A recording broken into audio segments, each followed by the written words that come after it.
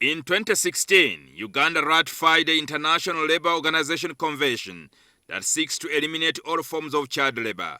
Uganda also enacted a Child Act which seeks to protect their rights. The laws and conventions Uganda is signatory to make it illegal for the children to get involved in all forms of labor. But child labor in Uganda is a common practice because of the cultural belief that it is training a child. A survey conducted by the Uganda Bureau of Statistics in 2021 reveals that 40% of Ugandan children are involved in child labor.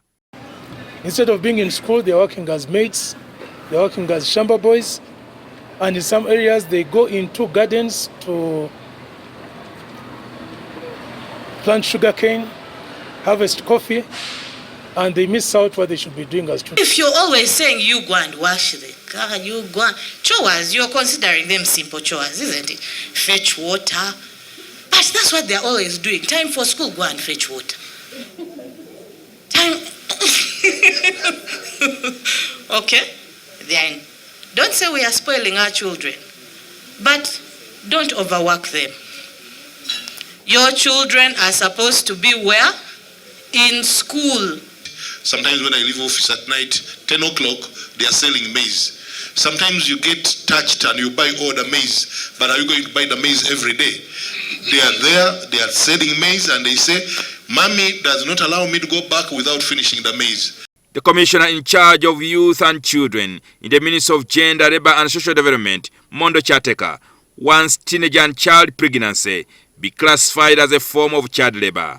We should treat children getting pregnancy, which stands at 25%, children getting married off before their age, which is at 40%, as something that we should consider under an acceptable child labor. The Uganda Bureau of Statistics also launched a report on employment in the informal sector. The report reveals that 48% of the labor force in Uganda is underutilized. In fact, when I saw this report first, my first reaction was, has this report been shared with the president? As Kaguta's son looked at this report, because this is a very scary indictment of us as a country.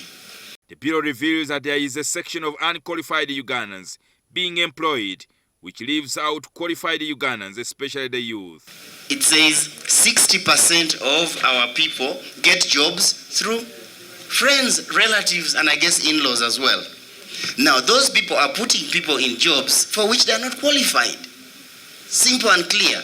So corruption, so nepotism is leading people to get jobs they shouldn't be in. The Minister of Gender, Labour and Social Development Permanent Secretary, Agre David Kibenge, said government has secured over R1 trillion shillings for women entrepreneurs. That is going to be available over the next 5 years, and it will be accessible by women entrepreneurs. These are women who have enterprises, who have businesses. They'll be able to access these funds from financial institutions on very friendly terms. Jingo Francis, NTV.